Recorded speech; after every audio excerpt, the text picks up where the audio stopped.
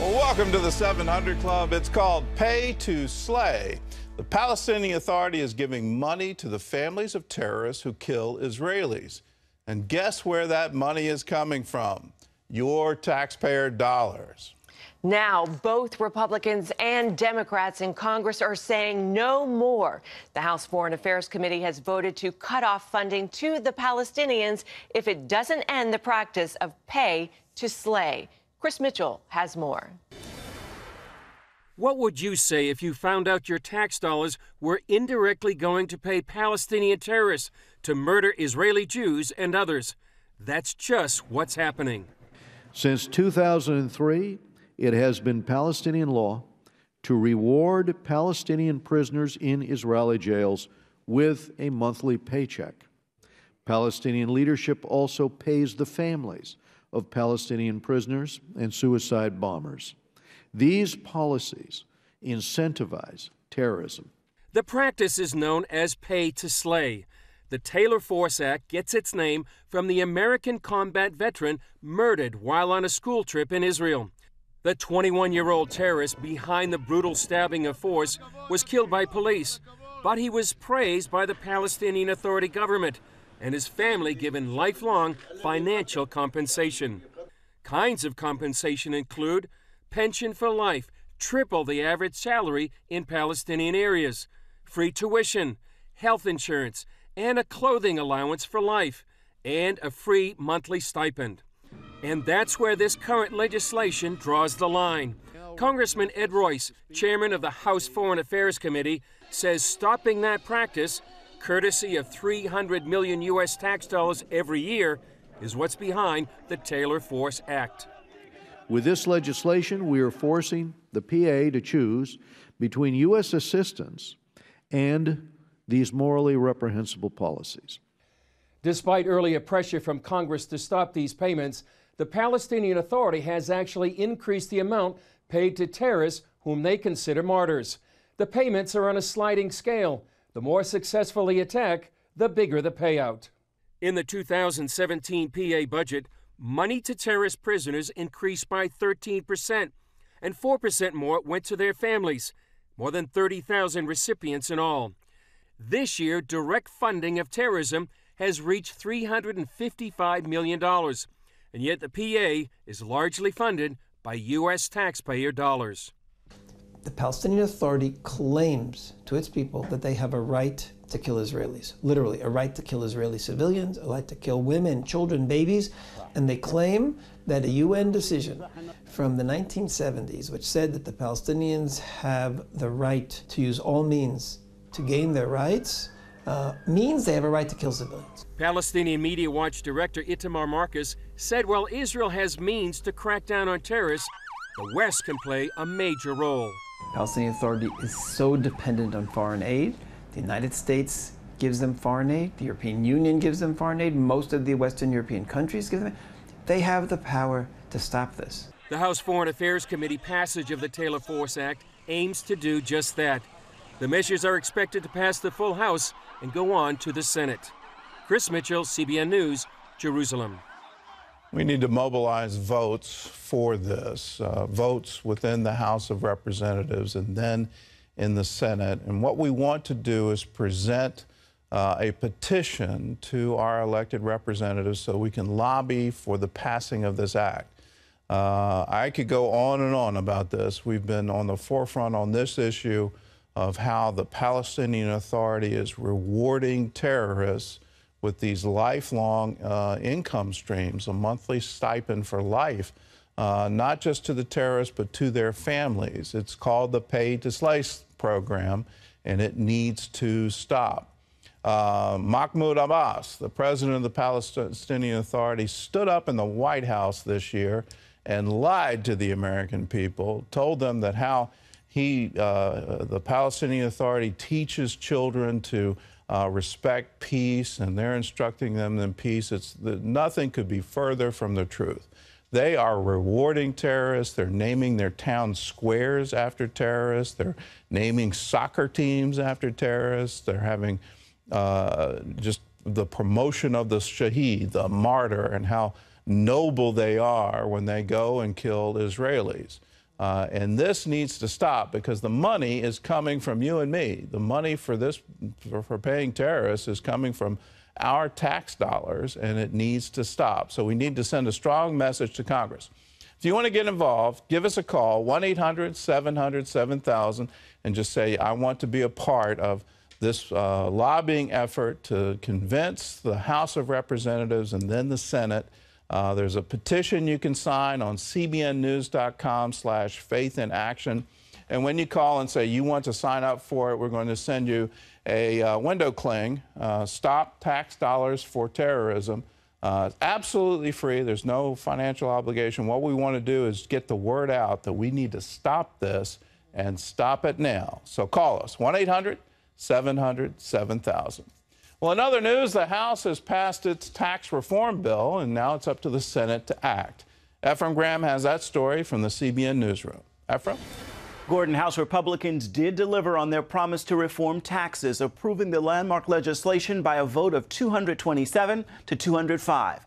House Republicans see it as a big win for President Donald Trump, who did some last-minute lobbying for the bill. Today is a great win for the American people. Now the Senate gets to do their job. Getting Senate approval on a tax bill will be more difficult, but Republicans believe they can pass the measure and that Congress can get a bill to the president to sign by the end of the year. Today marks the grand opening of the Museum of the Bible in our nation's capital. It covers 8 floors and 430,000 square feet. Our John Jessup is here to give us a tour of the building, designed to show the impact and history of the Word of God. Walk past the bronze gates and into the grand lobby, and the very first thing you'll see is this 140-foot-long digital LED display boasting a breathtaking, rotating, colorful pictorial canopy. It's the first glimpse at the museum's technological edge. But it's not all gadgets, bells, and whistles here. As you climb into the elevators, digital screens virtually transport guests to ancient Israel, a preparation of what you'll find on the 5th floor. Pottery, jewelry, weapons, and other relics from ancient Israel, including this 1-ton stone from Jerusalem's western wall. Some of the pieces date back 1,700 years before the birth of Christ. While most visitors will probably want to see the collection of Dead Sea Scroll fragments, there's so much more, including an entire floor dedicated to the history of the Bible, where you can explore galleries and exhibits that trace the origins and evolution of the good book.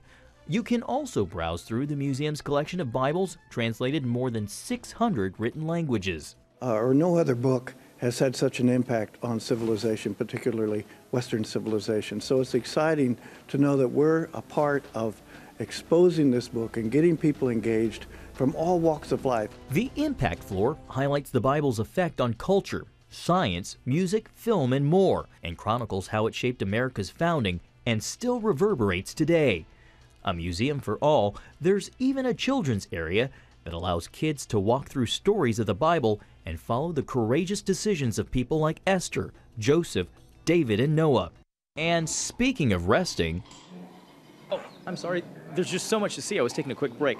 On this floor, it's the narrative floor, where you get to see what it was like for people to live during the time. So here, you'll get to see, experience, and even hear the sounds of what people in the 1st century in Nazareth experienced. The museum has taken a decidedly non-sectarian approach, saying its mission is to help people engage with the Bible and bring its rich stories to life. With a $500 million investment and global cultural and scholastic partnerships, it hopes that mission translates into more people reading and appreciating the best-selling book of all time. John Jessup, CBN News, Washington. And you can find our special behind-the-scenes coverage of the Museum of the Bible at cbnnews.com. The largest church congregation in India meets in Calvary Temple. The cornerstone of the church was laid on November 11, 2013. Our Gordon Robertson was on hand for the 4th anniversary of this massive church, which was built on a promise from God in just 52 days. When Pastor Satish Kumar announced that God told him to build a church as large as a stadium in just 52 days, he was met with disbelief. But Pastor Satish and his church chose to trust God. As I started the church in 2005 with 25 people, and in 2007 we had 3,000 people, and 2010 we had 30,000 people, 2011 we had about 50,000 people, but we were worshiping only under the tents. God said to me, if you believe that I'm going to build this church in 52 days, trust me and lay the foundation stone. On November 11th, 2012, they laid the cornerstone of the church and built it in 52 days, exactly as the pastor felt God had told him. Today, Calvary Temple holds the distinction of being the largest church congregation in India. I preach pure word of God. I preach the word of God. And I trust the word of God has power to attract people. If I love Jesus, how can I prove that I love him? By feeding my sheep. And that is what I'm doing faithfully all these years. This November 11th, the church marked their 5th anniversary. Gordon Robertson attended the joyous celebration. This is an absolutely amazing work of God. For one of the largest churches in the history of the world to be right here in Hyderabad, to grow from 25 people to 180,000 people in just a little bit more than a decade and a half, that's a miracle. My prayer for Calvary Temple is that this church would multiply. I pray for multiplication, that there would be 30, 60, 100-fold multiplication. That kind of multiplication comes from God, and it's going to come here to Calvary Temple. CBN's Superbook series was introduced to an exuberant church, and Gordon presented Pastor Satish with a special gift for the children of Calvary Temple. It's my honor to give you the entire season 1 of Superbook Academy in Telugu. Wow. For your church. And my prayer over this gift is that generations of Christians will come from this small seed that is planted in so many lives in your church here in Hyderabad. Thank you. Thank you so much. Pastor Satish has a new vision: to see the Word of God preached at 40 more megachurches. I want to make sure that every individual will have an opportunity to hear the gospel, and then they will know the true living God. That's my prayer. A beautiful testament of what happens when you trust God. Gordon? It was a wonderful trip. It was just this past weekend, and what a wonderful congregation. Wonderful move of God. When it's easy to get discouraged these days, you read the headlines and you just wonder, but God's on the move, and we need to realize that we're in the greatest harvest the church has ever seen. More people are coming to Jesus and the knowledge of him today than they ever have in the whole history of the church. So it's a wonderful time to be alive. We need to realize we're in a great harvest. Wendy? I've never seen a church that big, I don't think. 150,000? 180,000 members. They have 5 services. Dr. Kumar preaches every single one of them. I thought I was busy, and he And he wants to build more mega churches, too. And they've got now 3 campuses. They do a Saturday. They do 5 services on Sunday. He's involved in all of them. And his dream is to go to 40 churches just like the one in Hyderabad. Well, I hope he's going to be simulcasting those and not trying to get to all of it. That's amazing. I hope he's reproducing himself. Right, Let's go exactly. and make disciples. Amen. It's all about reproduction. All right, God bless him. Well, that's amazing.